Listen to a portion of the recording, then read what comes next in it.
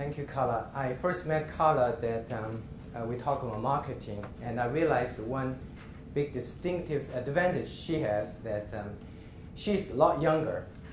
And what I mean is that she grew up with all these technologies, internet and online, and I had to learn second-handedly. So I think the solution for us as physicians is to work with these young folks who grew up in the internet age and know all these technologies better than us. But I want to talk from the physician standpoint, some of the ideas. So there are two levels of marketing. One is ideas, one are the tools. I think from tool standpoint, Carla and the more panelists will come up, we're going to spend more time talk about some of the tools. But for the next hour, I will focus mainly on the ideas. And I think by physicians working together with professionals such as Carla, who can provide the tools for us, then we can be successful. But at the same time, it's of paramount importance as practice owners, we spend time really examine the ideas. So today I'm going to talk about some of the key ideas I've learned in marketing. And the title of my talk is Be Original, Counter Trend and Be Willing to Travel on the Road Less Traveled. Because if everybody travel one road, you're going to have worked very hard to get ahead, but on the road less traveled, even half a step, you're ahead.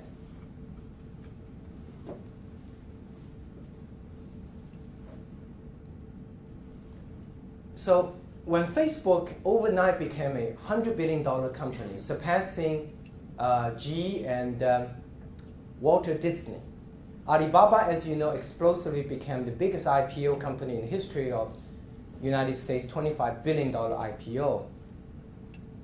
Of a company that started out actually in my hometown in China with 17 guys crammed in an apartment. So you got to ask yourself, what is it about these businesses that are so explosively successful? I would say all the business, I would divide business of today and business of yesterday.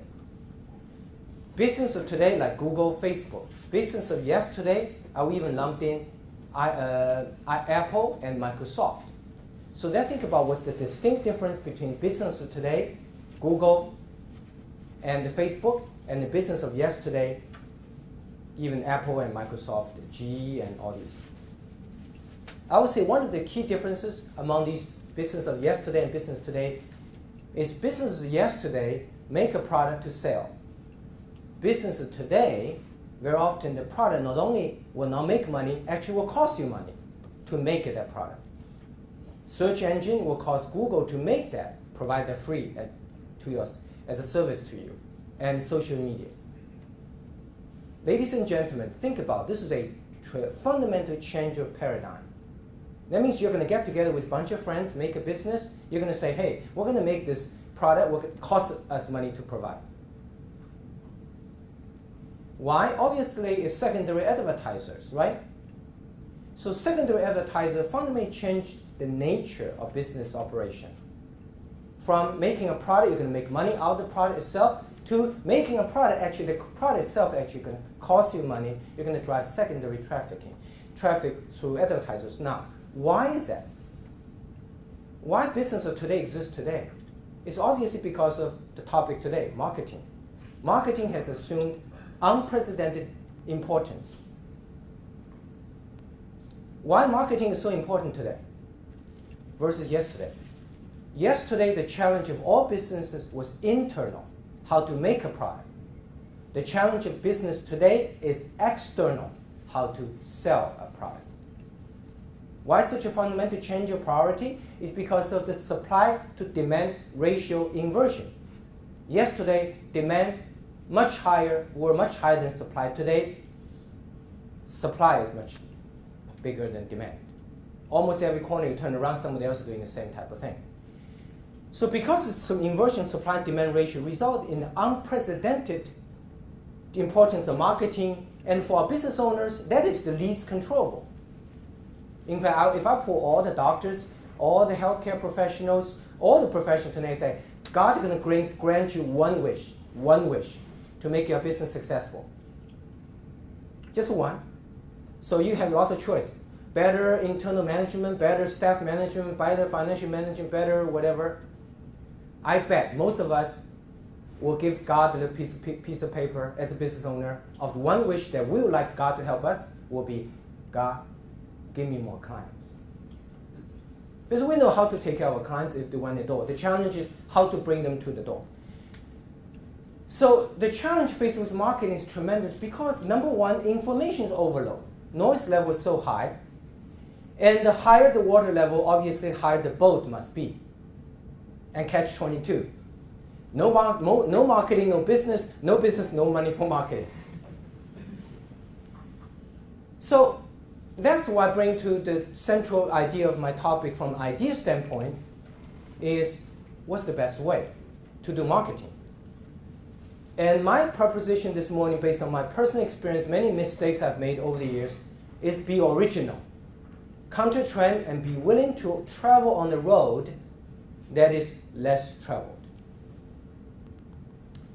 So the less traveled road approach manifests in these 5 key ingredients. Be differentiated, be focused, one message. Don't sell, but educate. And lastly, tell a story rather than sell a product. Let's examine each of these different key ideas.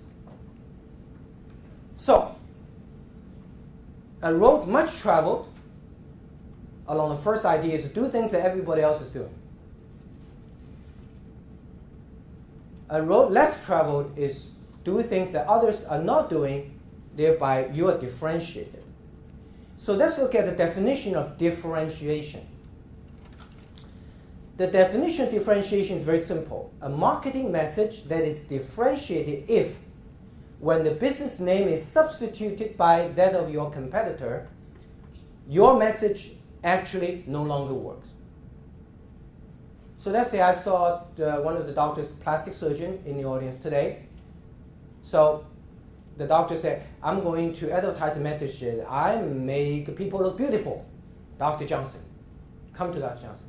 Is that message differentiated? No. Because that message, if I just simply replace Dr. Johnson with Dr. Smith, that message actually still works. That is a waste of time. A undifferentiated marketing is a waste of time. So I challenge all of the business owners, look at your messages, ask yourself this tough question. Is your message differentiated by simply replacing the name of your business with your competitor's name? If that message still works, that message is not differentiated. So what an example of differentiated messages? We will examine that. So that's before we look at how to find the differentiated message for your business, let's look at what are the benefits of differentiation. Well, differentiation gives you sustainability, especially in a tough time. Because differentiated business cannot be replicated because it's closely tied who you are. Differentiated business can stand out among different competitors because consumer can then pick you up. Differentiation actually motivates employee. You tell the employee, this is what we stand for, and this is just closely associated with our genetics. Employee get excited, and differentiation lasts longer. So before we examine differentiated ideas, let's examine what are not differentiated ideas. Quality of customer satisfaction, not necessarily. In fact, in 21st century, if any line of business you provide, if you're not going to offer quality and customer satisfaction, don't even bother to be in that business at all. It's a prerequisite to have a business to begin with. In fact, most of businesses drive themselves towards. So that's not differentiation. Is the creativity of an ad? I cannot tell you how many times an advertising agency come to me and say, Dr. Wang, we got this great new idea of we're going to design this. We're going to have a pretty lady sitting there, shining eyes, and it's just it's creative ad. It's artistic. That is not differentiated because your competitors can be more creative. Is price differentiated idea? No, because whatever you can differentiate yourself based on price, competitor could undercut you. Is breadth of product line differentiate idea? No. Steve Jobs, as you know, founded Apple, was kicked out of his own company in mid-1980s and was invited back in mid-1990s. When Fortune magazine interviewed him several years ago, said, Steve, what did you do to turn Apple back around? Steve said, you know, as the CEO of a computer company, every day I was presented with different proposals or different computer ideas. And interviewers said, of course, you're a CEO of a big computer company. You're expected to present all these ideas of new computer products. He said, yes, that's what you expect. But what you don't expect is, I study this product in detail. I decide why I should not do it. I spend time to study this product and conclude why I should not do this. So his answer to the question of what did he do to turn Apple around in mid-1990s is by focusing on only few products. iPod, iPhone, iPad, that's it. So increasing the breadth of product line, be very, very careful. Dilute your differentiation. You're going to run significant risk. You cannot be jack or trade of everything. All right, so now we see some of the things what not to do. So let's see whatever line of business, plastic surgery, dermatology, ophthalmology, how do you find your differentiation? First, you got to research. You're going to find out what is the market need.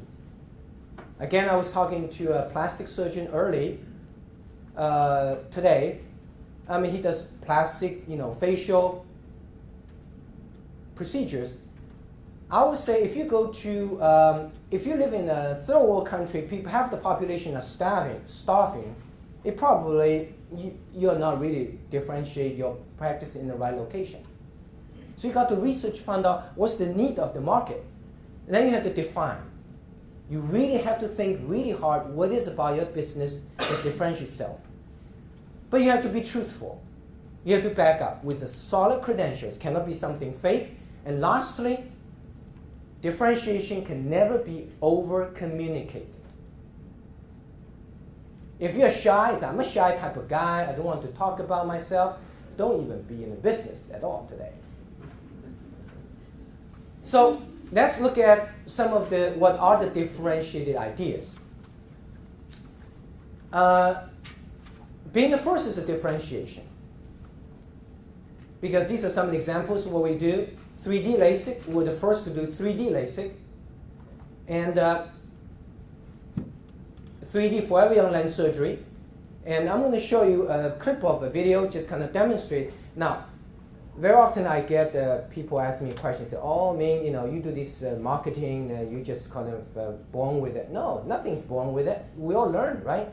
So when you see this example ads, I want to explain to you why this segment was particularly constructed that way. It was entirely scripted by myself.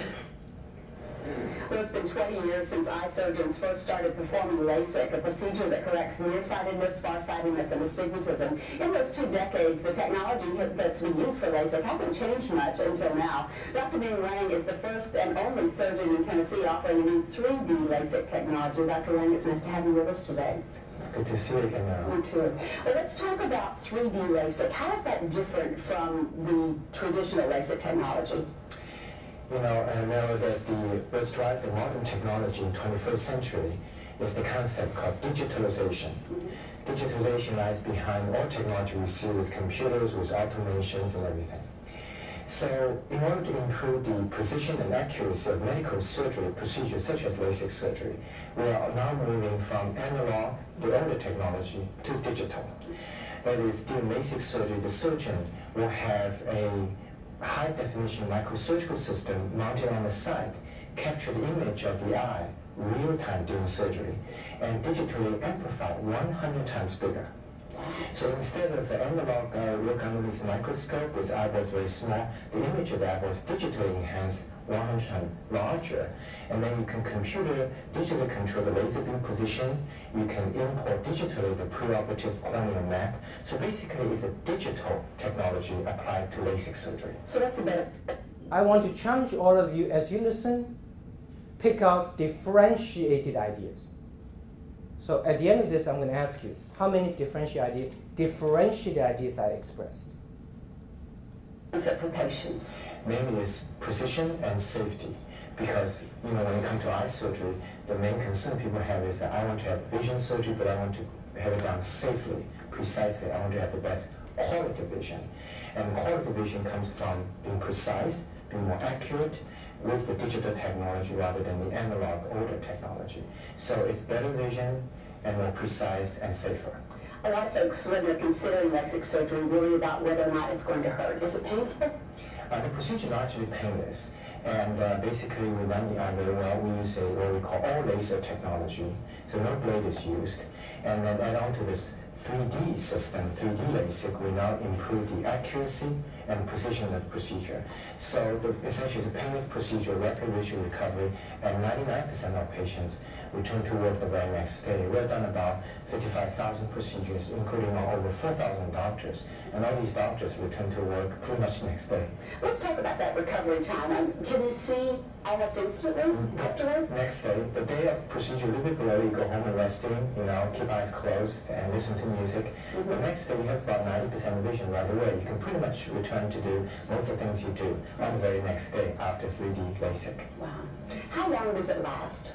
The LASIK have been around for about 22 years worldwide. And so far, we found that 99% of those patients who have LASIK procedure are stable. So we expect to last the majority of our adulthood, and then later on when we get older, if you have cataract or something, that's of course something else. And regarding 3D, we're just very excited. We're the first and currently the only center in Tennessee offering this digital LASIK technology, 3D LASIK. Is it more expensive to have a 3D LASIK procedure than a traditional LASIK? A little bit more expensive because it has the entire 3D technology mounted on top of traditional LASIK technology. But it's for your vision, for your sight, for the rest of your life. It's really worth every penny. All right. Thank you so much for telling us about it, Dr. Wang. We appreciate it. It's good to be here again. All right. We'll find out more online at wangvisioninstitute.com. So you may think that she's asking me the question. Actually, every single question I scripted prior. I have intentional design of differentiated information implemented in a way that weave into undifferentiated ideas. What are the undifferentiated ideas here? Better vision, seeing well, LASIK surgery. That's not differentiated because lots of surgeons perform. But somewhere in there, I weave into, based on the question that I designed ahead of time, differentiated ideas. What are the differentiated ideas you see? It's some sort of an imperceptibly mingled in. This is a mastery of these two information mixed together. Example. For example, I said we're the first and only center in Tennessee offering 3D LASIK. That's differentiated. And we have done 50,000 procedures, including on over 4,000 doctors. That's differentiated. But you see how natural these differentiated information weave into undifferentiated information? Make a listener very comfortable, take in naturally, not over boasting, and at the same time, keep eye on the ball. So that's an example of how do you communicate differentiated idea when you get the opportunity to communicate as such. So being the first, I talk about being the first is the differentiated idea. Being the second is not. Being the second is not an example of differentiation. Staying first, we introduced the first laser cataract in the state of Tennessee, and we continue push the envelope and staying first. So not just being the first, you have to also stay at the first. Attribute ownership is a way to differentiate. So what are the examples? Think about in all everyday product you see, what are the examples that actually the name of the company end up being the name for the process itself. That's the ultimate dream of differentiation. An example you can think of? For example, in our case, small eye surgery, we use that to differentiate because that's what Charlie Daniel had, and we define that. An example of differentiation using name is Xerox. Have you realized that? Xerox company was so successful, it actually ended up having the company's name defining the photocopying process. That's ultimate differentiation to victory. So that's the goal we all try to address. See whether we can use our own company's name or the name that we so design to actually call the process itself. Kleenex, that's another example. It's a little tissue, but Kleenex somehow that is the dream. That using company's name or the product name to actually use to attribute ownership. And being the leader and being the latest. That's example of differentiation. And we invented, for example, the amniotic contact lens and being the first and leader in this area for trauma sight restoration. That's a differentiation. Heritage is differentiation. I mean, when I put up some ads like this, Harvard, MIT, whatever where I graduated, that's meant to denote certain prestige and heritage. I mean, people don't want to buy product from a company that was just started yesterday. Heritage conveys longevity, reliability, and stability. And being a specialist is a differentiation. Whatever you do, you have to find the niche that somehow you're a specialist of some kind. In our case, we are reconstructive eye surgery specialist, and these are different patterns we have invented. So that's a specialist, right? It's specialists do inventions. And so focus on what will differentiate yourself and trying to find examples in your practice. And the preference by some influential people. I mean, this we know. But it's not so much the idea of this. Most of us know that if we get, Taylor Swift to have plastic surgery, the plastic surgeon will be very happy, right? But the question is, how do you actually secure this business, and also how do you actually broadcast it? I will show you a very cute example of how we actually broadcast that message.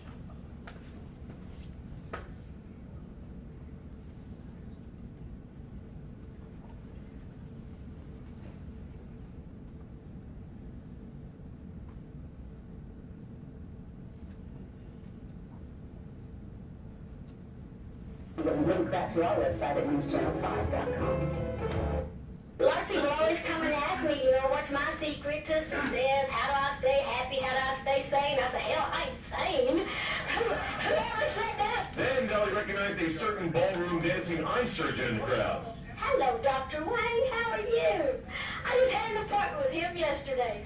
I got the LASIK surgery. That's what turned my hair pink. Dolly's going to appear on Monday's season opener of Dancing with the Stars, where she's going to sing a song, and that reminds her, of course, of Ming Wang. He's always trying to get me to dance. He looks at my little legs and has a muscle in the back and says, "Are you a dancer?" I said, "What are you doing looking at my legs?" Okay, back to the whole thing. Okay, we could laugh, it's funny, and but the thing here is that this whole thing actually happened by design. Because I heard that Dolly was going to be at the Songwriter Association, and I conveniently invited myself, and I end up in the place that she could see, and I prompted with a question, and it was not recorded. This was actually prompted a question that the ABC was going to have Dancing with the Stars the following Monday, and Dolly was going to sing the opener. So that was my question to her. I just subtly suggested to her, "Hey, I'm here, and let's talk about dance." And she was smart enough. Dolly is one of the smartest business men or women that I've ever met. She immediately caught on it, and this is what she did. So in this case, that obviously the preference of influential people is that's not new. We know that. But the key question is, how do you actually find a way to actually broadcast that? So let me show you another example of influential people. How do you actually find a way to broadcast that?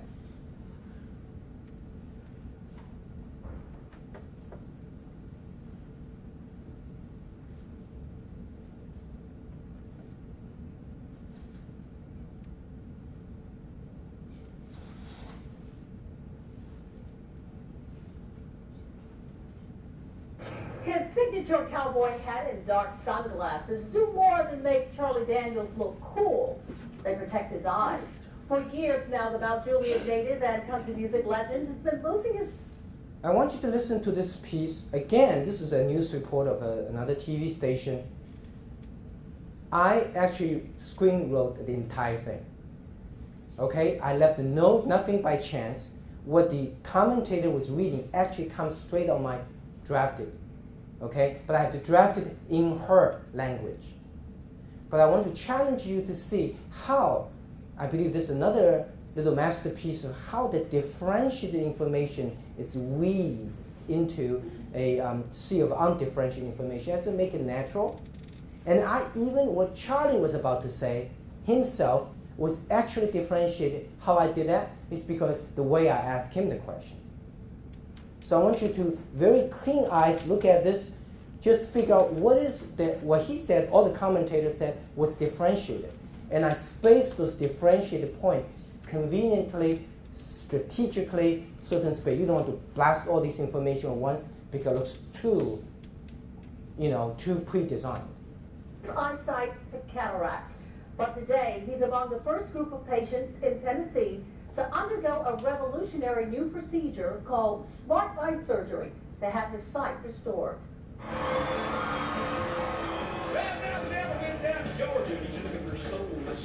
Country legend Charlie Daniels is used to performing in the glare of bright lights.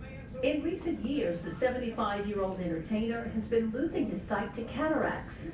Today, he's one of the first patients in Middle Tennessee to undergo a revolutionary new procedure called smart eye surgery. So far, there are two sentences. One is he's losing sight, he's got a cataract. Is that differentiated so far? No. But immediately, you see how logically I connect the next sentence? Today is one of the first to have this new procedure. Well, being the first is a differentiated idea. But so how natural I weave this differentiated information into an undifferentiated description. Straight down here, be able to see without glasses for the first time in 68 years. Dr. Ming Wang is the first cataract surgeon in the state to introduce the smart eye surgery technology. Instead of waiting weeks, this new technique allows a surgeon to customize treatment as needed immediately after the cataract has been removed. That we can actually do the mid-flight adjustment on the operating table before surgery is finished to test drive, to see how well this particular patient's body, in this case, Ms. Daniels' eye, is reacting to the lens implanted. Charlie had surgery on his left eye 2 days ago. Well, it's still a little fuzzy, and I see some hair loss, but that's to be expected. He had surgery on the right eye Thursday morning. Smart eye technology lets Dr. Wang analyze Charlie's vision and make precise adjustments during the procedure, giving Charlie a faster recovery time. I'm just looking forward to not having to reach over and pat around on the table for glasses when I get up in the morning to see where I'm going. Now, Dr. Wang tells us that Charlie's home tonight is doing great, and Charlie says he now has 2 smart eyes. For more on smart eye surgery and to see our complete interview with Charlie, go to our website at WKRN.com. The smart eye surgery that we named is a differentiate. We're trying to achieve the same differentiation victory as Xerox and Kleenex by defining the process itself with a name that we so choose. So obviously, preferential by inferential people is a differentiated idea. And I'm going to give you some example that at the end of the day, we have to make tough choices. I mean, the difference between a child and an adult is child wants everything. I want candy, I want this, I want that. Adult, we all know life is about give and take. So when you're trying to differentiate, you have to be prepared. There are some sacrifices you have to make. And some of them are very tough ones. Story of Burger King. Burger King saw this explosive development and success of McDonald's. Wow, McDonald's overbilling served. And Burger King started examining why. And they look at the McDonald's, so all these slides and all these parks built around the McDonald's. So McDonald's has been trying to build itself as the kids' burger. So Burger King immediately do the same. All right, they immediately build some parks around it, getting nowhere. So ladies and gentlemen, what's the lesson here? Burger King didn't understand. He said, how come McDonald's could do that? But slides and toys and all that, and we can do the same thing. We build all these and we don't attract all the kids' customers. What's the lesson there? Based on what I talked about so far, the principles of differentiation. They were second. That's right. Being the second is never a differentiation. So what should serve Burger King better is actually, instead of building the kids' toy and slide, you know what? Should build a little library with New York Times and the books. Maybe build yourself as the adult burger. That could be my suggestion. Many of these ideas actually, to probably credit, that I read a book, Differentiated Die, a number of years ago. Amazing, powerful book. Now, second example, New Coke. This story is only for those of us who are old enough, like Randy and I. For the young people, you probably know. But this is like 25 years ago, that seeing the explosive success of Pepsi Cola, and Coca-Cola decided, we got to do something. Because Pepsi Cola billed itself as the soft drink of the young generation. Okay, so you know what Coca-Cola did? Anybody remember? 25 years ago? What did they do? Trying to emulate the success of Pepsi Cola. We are the soft drink of the new generation, which is what Pepsi Cola brought it successful. Coca-Cola put on New Coke. They say, hey, we're going to compete. You're successful as a new drink, I'm successful as a new drink also. Disastrous. Coca-Cola took New Coke off the shelf and they got together. So what is the lesson there? Don't be second, good. But even more importantly, Coca-Cola realized that, you know what? We actually forgot our own differentiation. We were the first major soft drink in human history. You cannot be the first and the new. First and new are terms of contradiction. So Coca-Cola immediately wiped out New Coke and put the Coca-Cola back. But it was better, but didn't get very far. So they got together again. They said, what do we do wrong now? We put the Coke back? So what's the lesson there? When you have a tree that bends to one side, the only way you're going to straighten that tree is not just bend to the original, but over bend to the other side. So Randy and I, those people who are old enough in this audience, remember what Coca-Cola did? To overcorrect the mistake they accidentally did by having forgot their original definition as the first major soft drink. So they wiped out the New Coke, but put Coca-Cola itself back. It was not successful enough. So they have to overbend the other way. So what did they do? Classical. They actually put classical. It's exactly polar opposite of the New Coke.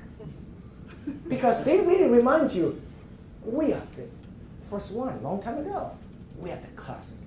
So these two examples shows differentiation requires sacrifice, such as Coke example.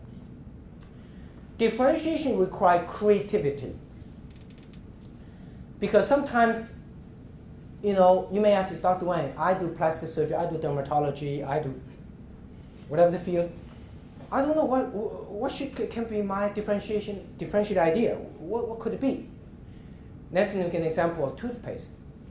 One toothpaste company came out with a product called We Are the First Anti-Cavity. Another company came out and said, oh, somebody took anti-cavity. I'm going to call We Are the Toothpaste Whiteness.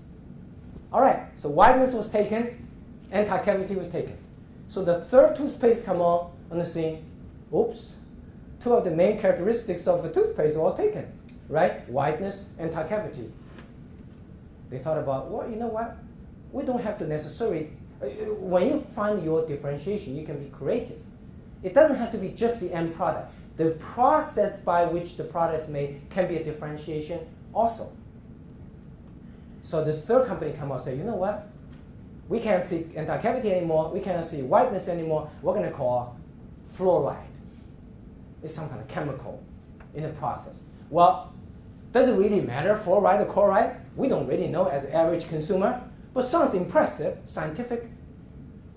And the best thing is, it's a part of the process. They're making the toothpaste, but it's unique and it's differentiated. You know, we're not the largest company, but if last quarter or last year you happen to be the fastest growing, that's a differentiation. Well, maybe the giant is here, you're David over here, you are very small, but your percentage growth may be faster last year. That's a differentiation. You see, we are the company with the fastest growth last year, albeit your total revenue is still much smaller. So you have to be creative. That's truthful, that's differentiated.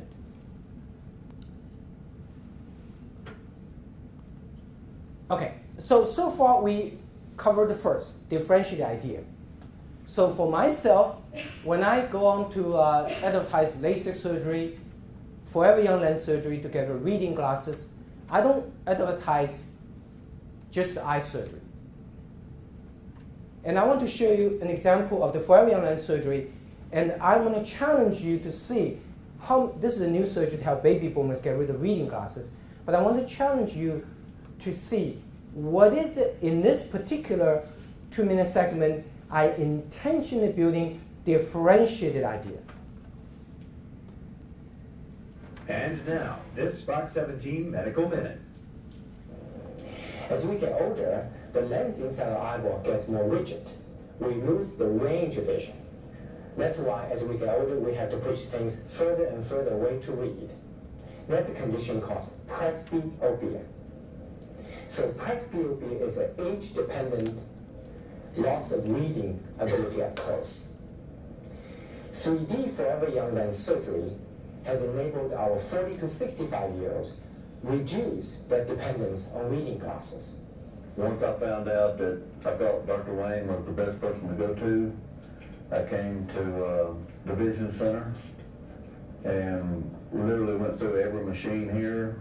So, I mean, it's just a beautiful experience to come here and be able to see well after it's done. So 3D forever young lens surgery consists of laser lens surgery, laser astigmatism correction, and 3D technology for surgery, and intraoperative wavefront small eye surgery technology.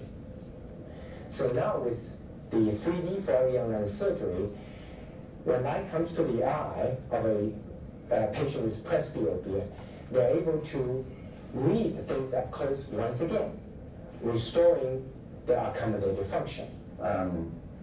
Really wonderful I had the surgery. I can't express enough how happy I am with it. I am working now, and I can read the blueprints, and just it's just better all the way around. 3D forever young lens surgery has enabled our 40 to 65-year-olds to reduce their dependence on glasses or bifocals.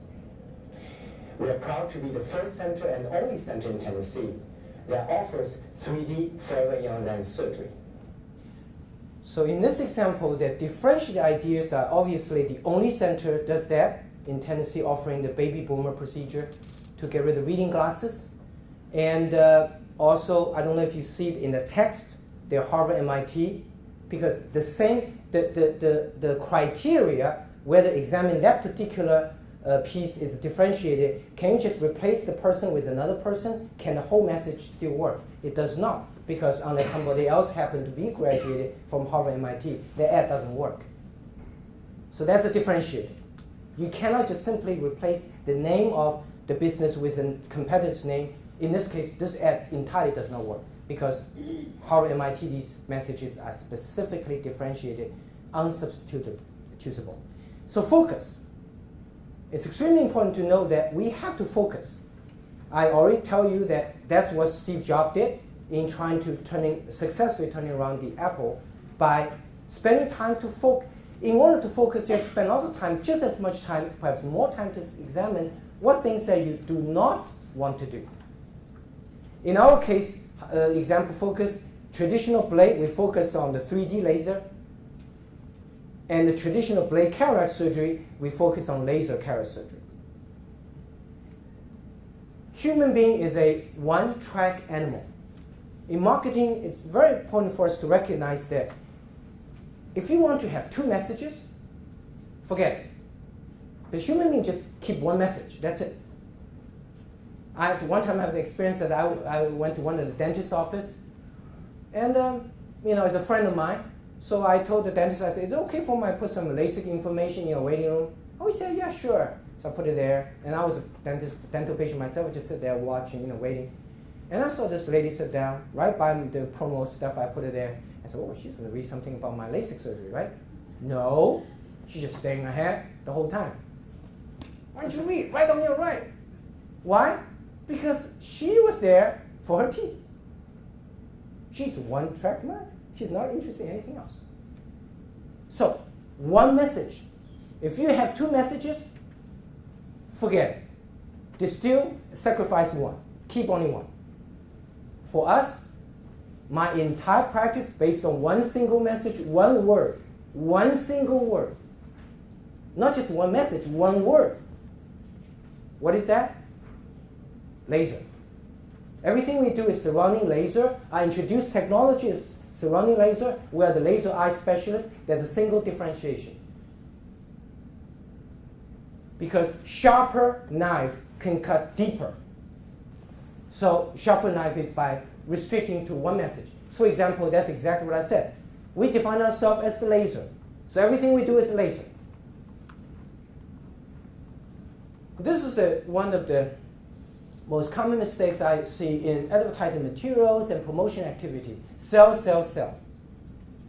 Yes, your goal is to sell. But human beings make a purchase decision not because you're trying to, keep on pushing. You have to educate. I mean, that's essentially what Carla has done today. Organize a meeting like this to educate ourselves so we understand some of the tools, social media, digital. In the process of education, you sell your product. So in our example, I always put these textbooks that are published because that's an example of education. I don't have to put anything else. I put in just these textbooks. And single word, educate. Because that's going to connect emotionally to consumers, differentiate yourself, because this ad is differentiated, because as far as I know, no other surgeon in town had produced probably even one textbook. We have 7. So that's a differentiation, because this ad cannot be substituted. And educate. And the last of the 5 points in terms of road less traveled. The road much traveled is offer product, a service, but the road less traveled is tell a story. Tell a story. And here I want to show you 2 examples of how a story was told, and in the process we're selling a product. But I chose the angle of a storytelling.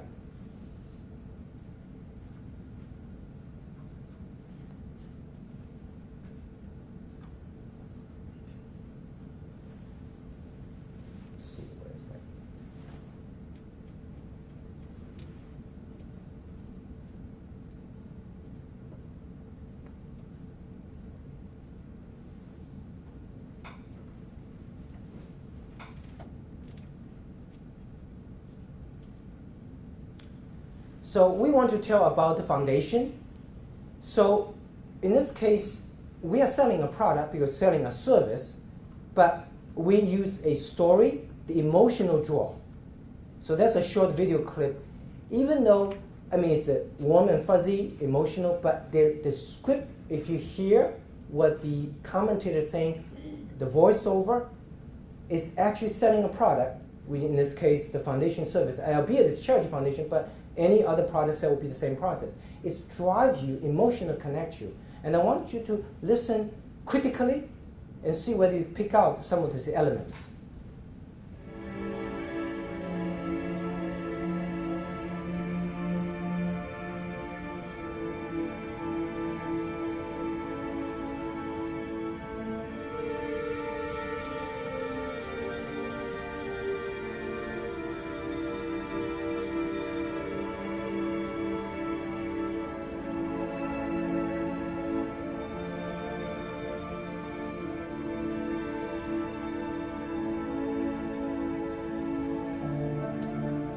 Wang Foundation for Sight Restoration is bringing sight to the corneal blind.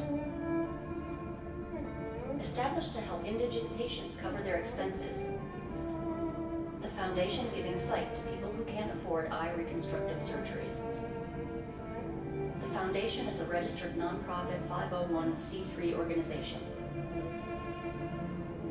The Foundation for Sight Restoration's medical council doctors provide free care to foundation patients in need of experimental and novel eye reconstructive surgeries.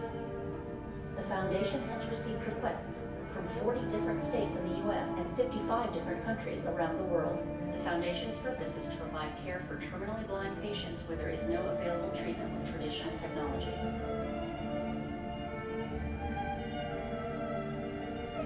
The foundation raises funds throughout the year, but holds their major event, the Eyeball, in August.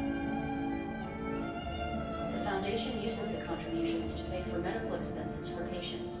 No foundation funds are used to pay for professional services rendered by medical council physicians.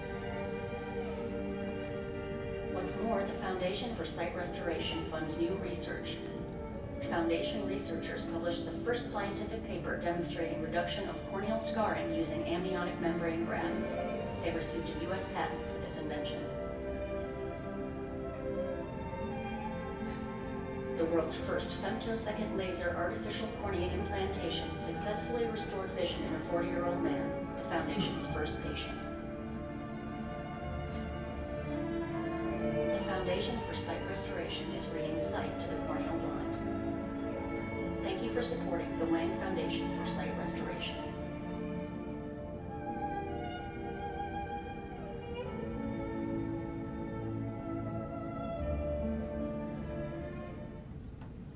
So that's an example of how you tell a story emotionally connect to the audience. And in the process, emotionally connect to the audience, you actually be able to tell a story. And I'm showing another example of how a story was told in a very short blurb, but aimed is to connect to the audience. And again, even though this is a charity foundation, but the principle of marketing still prevails. That is, you're trying to broadcast a product. Let me show you an example, a shorter one.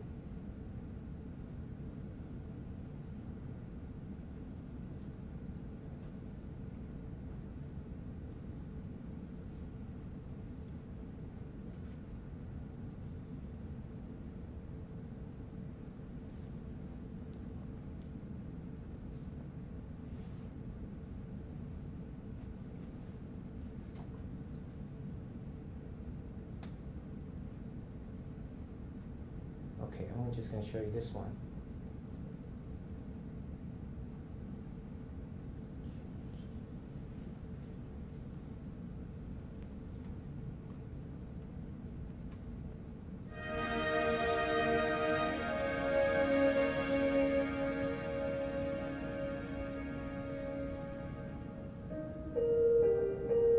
De la 7 ani am ajuns la școală și când am ajuns cu probleme de vedere, îmi părea că o să fie totul închis, nu o să am prieteni, dar totul s-a ales prin puterea lui Dumnezeu.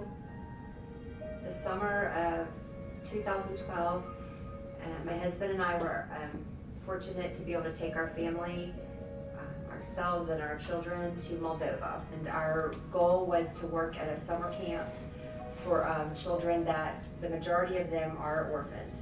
We walk into camp and all of a sudden there's this beautiful girl sitting there on a bench all by herself. She just looked so sad, so lonely, and her head was down and nobody was around her. So I went up to her with a translator and I said, hi, I introduced myself, and she told me that her name was Maria, but that's all, I could pretty much get out of her. She wouldn't look up at me, and I said, Maria, let me see your beautiful face. Let me see you. I want to see you. And she looked up at me. And it was then that I realized that she had something just terribly wrong with her eyesight. I could tell. A year after Eyeball 212, that when we first heard of Maria walked into came to the United States and walked into our Wang Vision 3D Cataract LASIK Center. We sat down and I plotted out the whole side restoration surgical plan of 10 different steps. Each of the steps can have two possible outcomes, success or failure. And we can only get to the next step if the previous step is perfect or successful. I know that that's a very small possibility for humans, but God is powerful.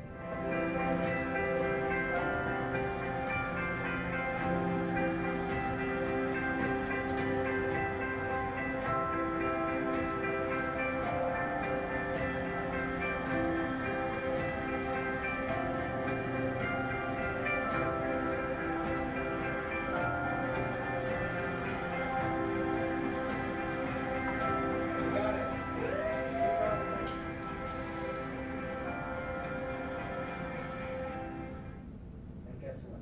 It happened. God created me. Surgery was beautiful. Let's see, Maria. Yes. Oh, careful.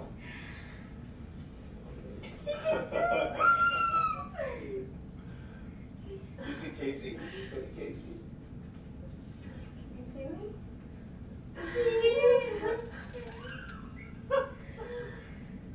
There's Maria. Look at her. So sometimes when you're trying to tell a story, we are not just here just for our business. There are larger contexts of our existence. We are involved in a society. There are much societal problems that affecting different aspects of our lives. So sometimes the challenge is how can we try to find opportunities to broadcast a message, and sometimes being able to connect to issues, larger than ourselves. That's an example. Can I increase the volume?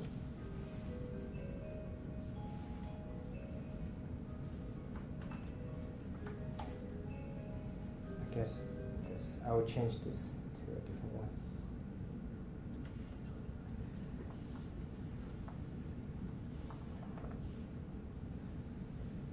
Apologize. Okay, this one.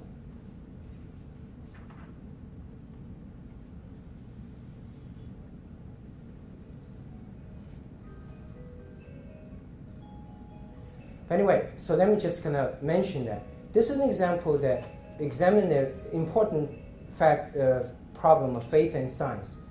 Our goal is to be able to tell the story about this amniotic contact lens, and however, that we want to tell the story in a larger context of the conflict between faith and science sometimes exists. You have fetal research, stem cells, and how do you perform this research or not? If you perform research, you may affect the life of the unborn child. But at the same time, if you don't perform these researches, how can you then help patients, adult patients who suffers, and the only treatment may have to come from young tissue? So that's a conflict, and we frame the product we're trying to promote, which is the amniotic contact lens for help blind patients, in the context of larger issue, which is the faith and science conflict. In the process, we tell the story of many of these patients who are suffering from these vision problems. At the same time, we examine that the only way to help these adult patients is fetal young tissue. And of course, then there's a moral, ethical, faith problem that how do you justify hurting a baby for the sake of adult? And in this case, it tells the story, the struggle, the research, and at the end, we almost have to give up because we don't know what to do, and until we bump into this piece of membrane which surrounds the unborn child, which is the amniotic membrane. And the amniotic membrane is a piece of tissue that surrounds the unborn child and has the same wound healing characteristics of a baby, but without being a part of the baby. So that's the solution that we were able to find. So that's an example of telling a story in the context of an issue that audience are concerned about for themselves, They may not be in eye business, but at the same time, they should certainly want to know about what do we do when faith and science conflict. And this is real work, and this is a proper context, but today I'm using this example to show that this story was told intentionally, with a purpose. That is, traveling in a road less traveled, because that much more likely to be successful. Now, so in summary, I think the marketing overall comes with two idea levels. The top level is, what are the ideas? We as business owners, as doctors, at different specialties, and medical healthcare providers, that's something we have to be very, very involved in. As a practice owner, you have, what I'm suggesting today is, rather than competing with everybody else on the road, much traveled, look at your competitors and seeing whatever they are doing and emulate that, because it's very hard to get ahead on the road much traveled. Pick the road much less traveled.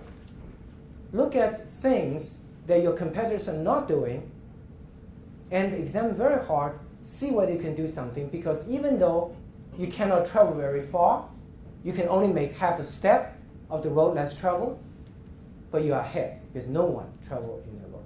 Business success at the end of the day is relative, not absolute. There's a book that sold some years ago said, let me ask you, what is that you think should be the focus of marketing? Should it be educating everybody to buy sneakers? Or should your focus of your marketing only to those who want to buy sneakers to buy Nike? And you have to pick one. You cannot pick both. You cannot pick both. Life is not, it's, okay. I was going to tell a joke, but okay, some of you will get it. Big and real, that's not possible. So either fake or big or small and real. You have to pick one. So here's the example you're going to pick, all right? So what do you think? Are you going to pick the first one, market to everybody, should buy sneakers, let's say you own the Nike, should buy sneakers, or should you only focus your marketing activity to those who want to buy sneakers to buy Nike? Those, you're going to raise your hand once, okay? Those who say, I'm going to focus on the first one, raise your hand. Those say, I'm going to focus on the second one, raise your hand. Okay, all of you, most of you are right. Marketing should be focused on those people who want to buy the product and to buy yours. Otherwise, most of your marketing dollars wasted because you just have your competitors. Okay, second tough question, very tough. Should your advertisement about the service you offer, so therefore the benefit of consumers, or the advertisement should be about you, who you are? Now, the ideal world, you say, I want to have both, just like you want the real and big. No, you don't get that. So you have to pick two tough choices, real and small, or fake or big. So think about, as a business owner, you're going to make a tough decision. Differentiation requires sacrifice. You have to define it. Consumers are one-track animal. They can only get one message. So is your advertising focus be the service you offer, therefore the benefit to the consumers, or should your focus of the advertisement be more about who you are? I want you to think about it, and we can have some discussions and discussion period about pros and cons of each and how we position yourself. Marketing, as I said in the beginning, has risen to unprecedented position of importance, because the challenge of business of yesterday was internal, how to make a product. The challenge of business today is external, how to sell a product. Why? It's because the fundamental change of ratio of supply and demand. It is the unprecedented importance of marketing that is what gives rise to the unprecedented growth speed of Facebook and Google. They offer a product, the product itself doesn't even make money. It costs them to provide that product, social network, and the search engine. But because secondary advertising. So it's so important for us to come to an education session like this, to listen to experts. We as business owners help formulate the ideas, and then we work with the professionals, such as Carla and other companies like that, how to use the tools, ideas and tools. So in the idea level is what I focus on today, had to be differentiated. An undifferentiated marketing is a waste of time. How do you define, examine if your message is differentiated? By simply substituting the name of your competitor in your marketing message. If that message still works, that is not differentiated message. Second, focus. We talk about how to find the differentiation, research, define your differentiation, and back up with solid credential, and finally, broadcast. What are undifferentiated messages? Pricing, creativity of ads, and the breadth of product line. And what are differentiated ideas? Being the first, stay first, be expert, be a specialist, be the product of the preference of the people of influence. Focus, and stay on one message. If you have two messages, get rid of one, focus on one. Educate, don't sell. It's the process of education, you're achieving some real benefit to the listener.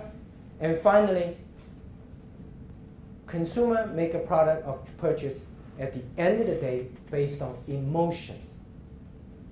A true great marketer, a true great salesman or woman is being able to craft a message which is emotionally connected to your audience through a story. Thank you very much.